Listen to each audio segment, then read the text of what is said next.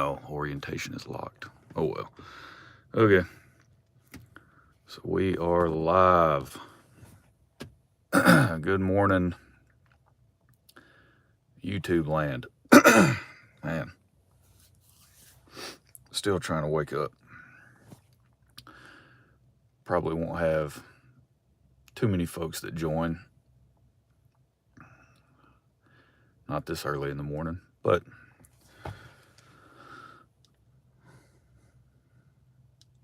it's 6:45. So a little early this morning, but I don't do live videos very often.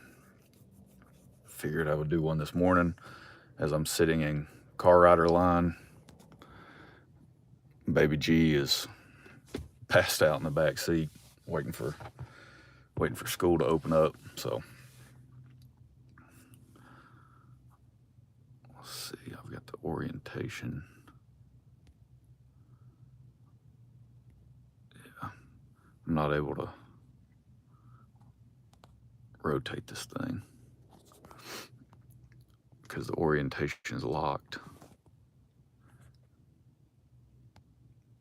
Okay, whatever.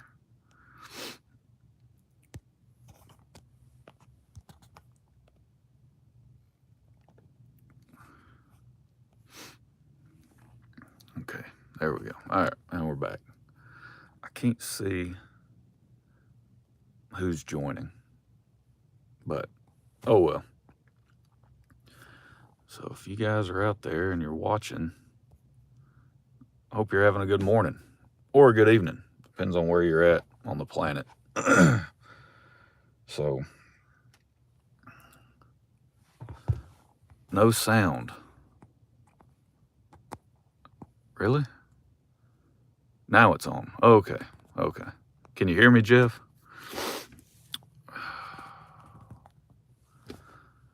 So, yeah. So good morning, everybody. No, just doing a live stream, sitting in car rider line, waiting on my daughter's school to open up.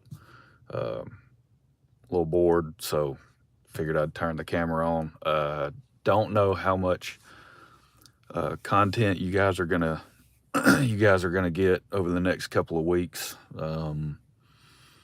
I've been in Louisville, Kentucky for the past 2 weeks now.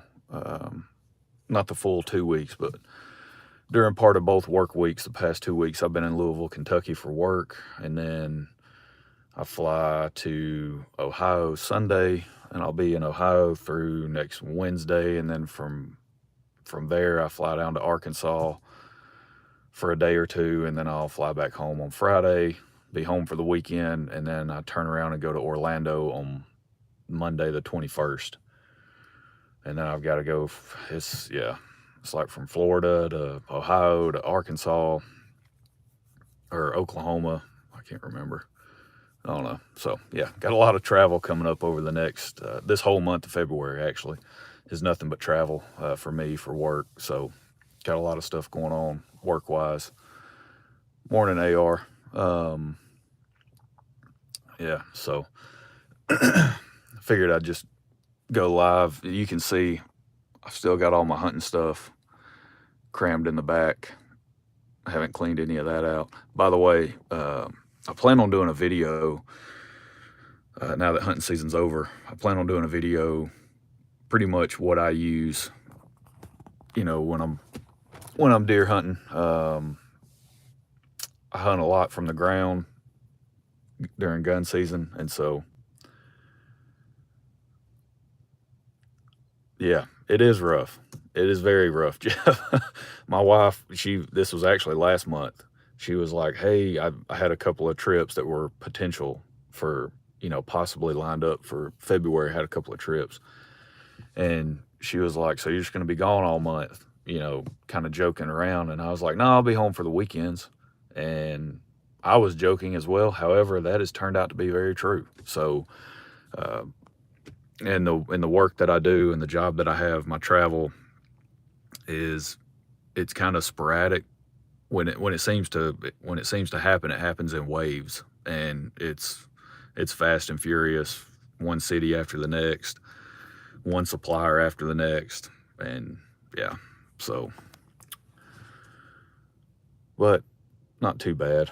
I can't complain. I love my day job. So, but probably just won't get a whole lot of shooting done over the next probably 2 or 3 weeks.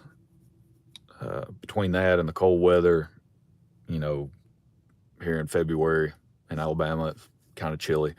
I just don't know how much shooting I'll be able to get done. So that's why I don't know how much content you guys are going to see. I did get in 2 really big bullet orders from Duck Creek Sporting Goods.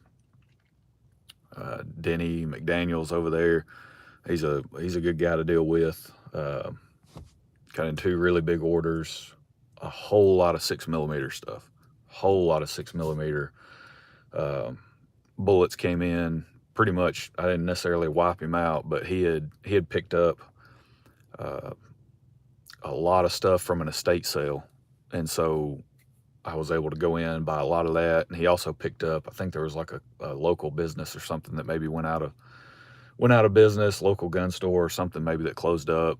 I can't remember what he said, but he had picked up a lot of spear stuff from that from that deal. So I went in and pretty much wiped him out on a lot of 6mm stuff. And it's really neat because a lot of it is older production type stuff. So I think the packaging is pretty cool also. So it's just really cool stuff. Y'all will be seeing a lot of that once I get that Savage Axis. Once I go pick it up from Mr. Big Guns, we'll be diving into that pretty heavy. So got a lot of 87, 85, 87 grain stuff, 90, 95 grain stuff, 100 grain stuff. So got a lot of 6mm bullets to test in the ARC. What's going on, BR? I can't say everybody's name. If you have a longer name, whatever. But in my messages, I started off with my live. I rotated my phone to the side, so the chat doesn't really show up too well when you do that. But yeah, we're live early in the morning. Cut my head shaving yesterday morning from France. Oh wow. Then good evening. Good evening to, or I guess it would be good afternoon. Good afternoon to you over in France. Are you 6 hours ahead of Central Time? 6 or 7 hours probably ahead of Central Time, I would imagine.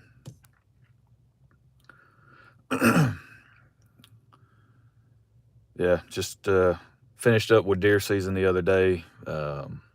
Wasn't able to get a shot on anything, so I had a couple of big bodied deer come out right there at last light. Did you try N555? I did. So I've got I think I have a couple of videos in my 6.5 Creedmoor playlist where I tried N555 with the Lapua 139 grain OTMs. It shot great. I've still got a little bit of N555 left, but it shot really well.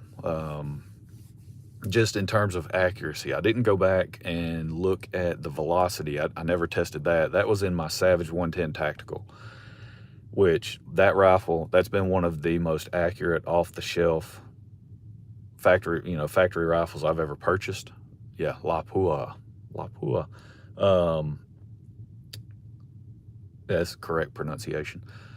But yeah, the Savage 110 Tactical, that's been probably the most accurate factory rifle I've ever owned. So it pretty much shoots anything really, really well. So when I tested the 139s with N555, I would have been shocked if it wouldn't have shot well. So it shot extremely well. But I'd never captured velocity data on it. So, is what it is. But I've still got a little bit in the closet. I can definitely test some more. Mountaintop.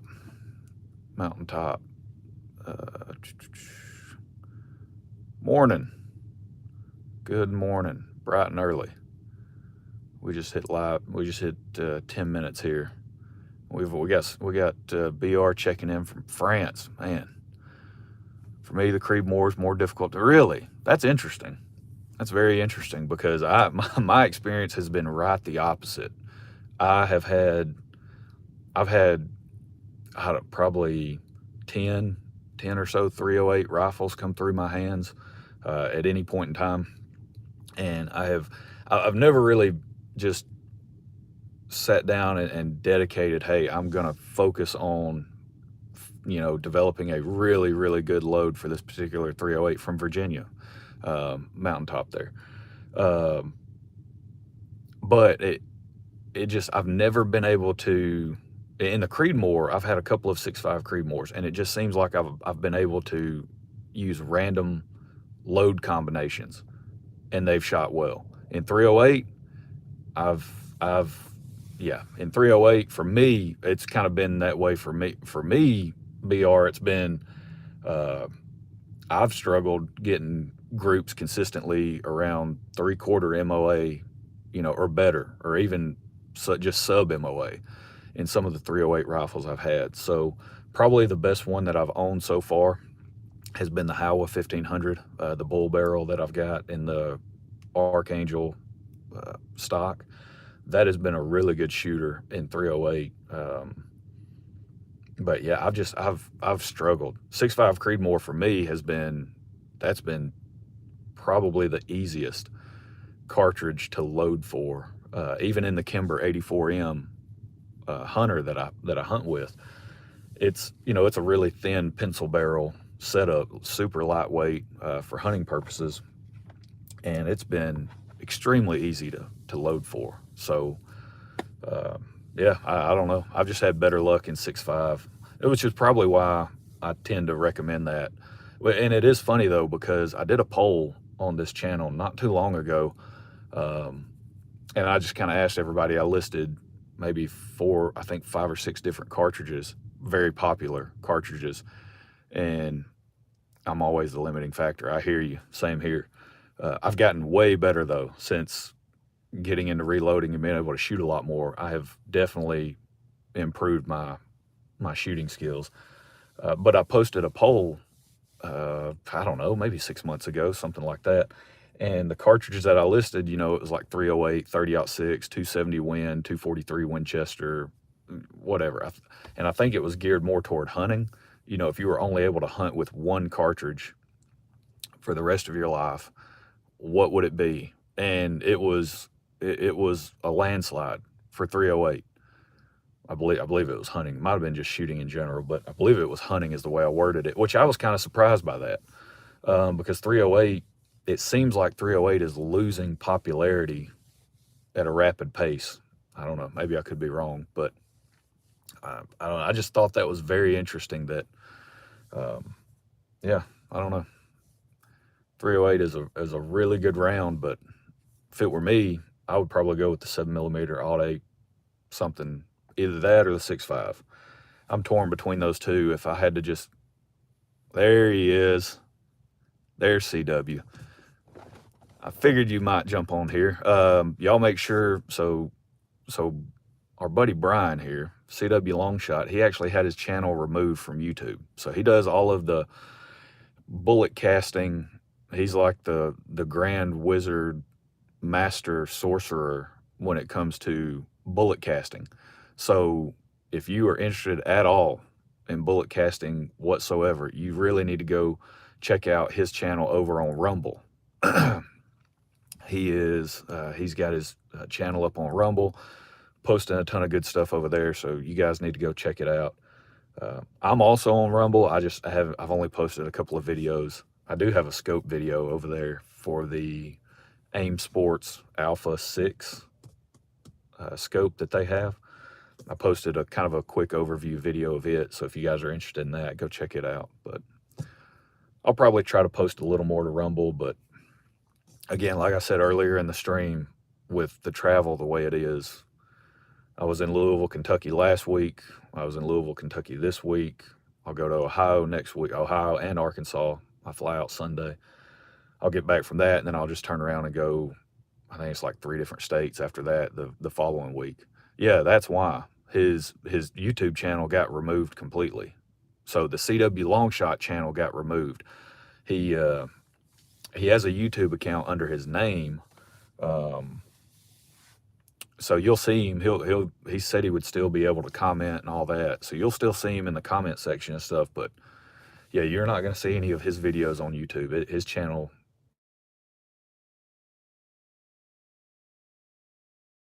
It's my ex-wife calling.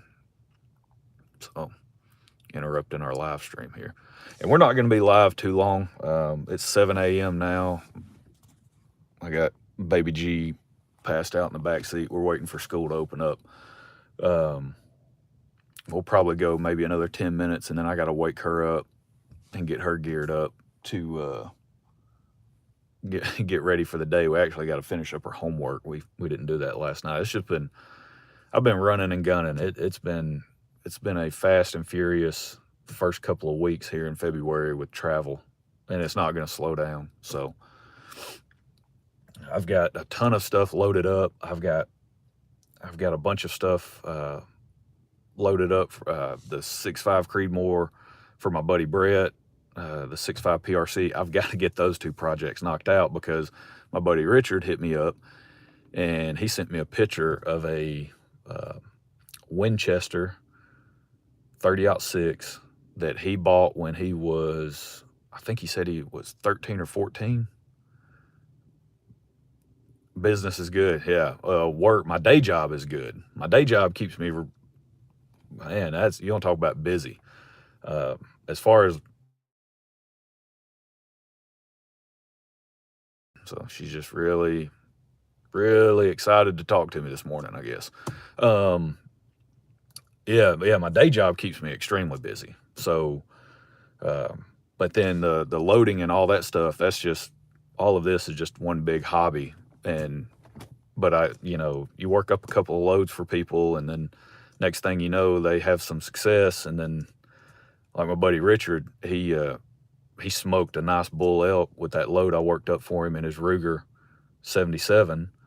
And then he killed a really nice buck with it also this season. And then I think he dropped a doe and a coyote with a 7mm Alt 8 load that I worked up for him. And then he's got that Winchester chambered in 30-06, but he bought that gun when he was like 13 or 14. And I think that's what he said. But the gun is 50 years, I think he said it was over 50 years old. And he's wanting me to work up a load because his goal is to kill a couple of deer with it next season, and then kind of put it back in the safe. He sent me a picture of it. The thing is sweet. It is really nice. It looks like it's in really good shape. So I'm looking forward to that. Those kind of projects though, it's a little nerve-wracking just because you don't want to blow up what could be someone's family heirloom, right? Yeah, exactly. The dealer. Pretty much. Yeah. Pretty much. Yeah. Yep. So I'm pumped. Yeah, that's one thing I really enjoy.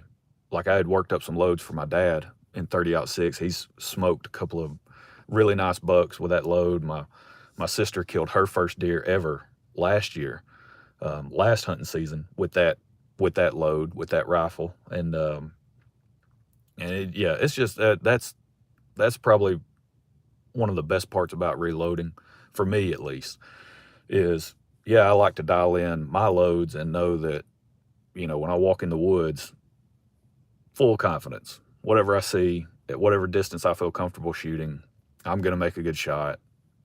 We should have a dead animal, right?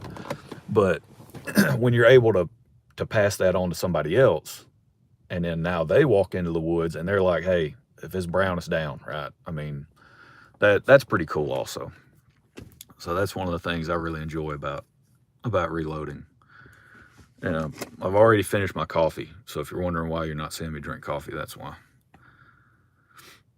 Yes, yeah. Now that deer season's over, exactly, you can actually get some loading done. That's pretty much how I feel.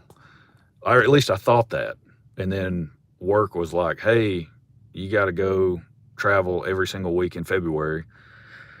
And Possibly we'll see what happens in March, but it looks like may even have travel, might even have to go travel the first week in March also. It's been hectic. It's been pretty wild around the Alabama Reloader household. Oh, by the way, I got to tell you guys a funny story. I've got about 5 more minutes, and then I got to jump off here. I wanted to go live as I'm sitting in the car rider line, waiting for the school to open to drop my daughter off. Yeah, BR. He's over in BR's over in France, depriming cases and drinking coffee. We've got till the 20th of February. Oh wow, our season. So our season ends. I think it's either the 10th or the 11th. I believe it's the 10th, and they changed that. It's probably been maybe 4 or 5 years ago. I hope to have a lot more content. Mountaintop. It's just, between this, between my day job and family life, it gets a little hectic trying to squeeze in reloading and all that. But yeah, so they lengthened our season. Our season used to end at the end of January. Our deer season. Our gun season opens up. Bow season opens October 15th and runs through February 10th. You can hunt with a bow, and then gun season opens in probably mid-November, and then runs all the way through February 10th now. So we're in Alabama. We're very blessed to have a long season, hunt with a bow or a rifle. We're not restricted by, hey, you got to hunt with a shotgun or a muzzle loader. We're very blessed in the state of Alabama it's just wide open Orange Army action the whole time. Go grab your rifle and be Elmer Fudd walking through the woods. But so I have not picked up the 6 ARC yet, the Savage Axis. I've got to go get that. Yeah, deer season just ended in Ohio Sunday. Yeah, ours ended the 10th, which is today. Today's the last day, and I was actually planning on taking off work today to go hunting, but I've got too much stuff going on work-wise. I actually have to go in the office after this. After I drop my daughter off here at school, I've got to run home and get ready and head into work. Yeah, no, I'm the same, Mountaintop. So I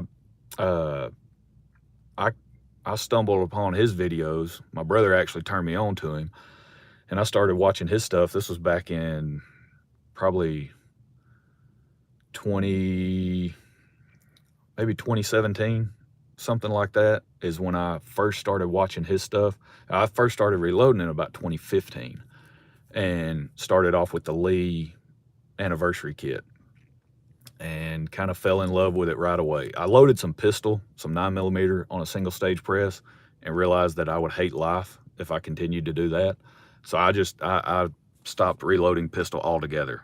I've only loaded up about 100 rounds total for pistol in my life, other than 357 Magnum, but that was for a bolt action rifle.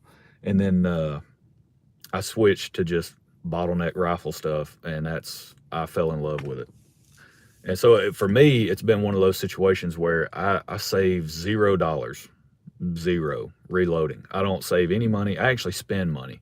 I lose a lot of money reloading. I buy unnecessary stuff that I don't need. I buy rifles just so I can load for them. It's a very bad habit. Very bad habit to get into. Yeah, I'm with you there. I've got 3 kids as well, job and a wife. Yep, I'm outnumbered. I've got 3 daughters, so I am outnumbered. 4 women in the house, so it's yep. So what little bit of extra money I do have, I typically spend it on reloading stuff like components or whatever. Whenever I can find a good deal on something, I try to jump on it. But most of my money goes to the 4 women that live in the house.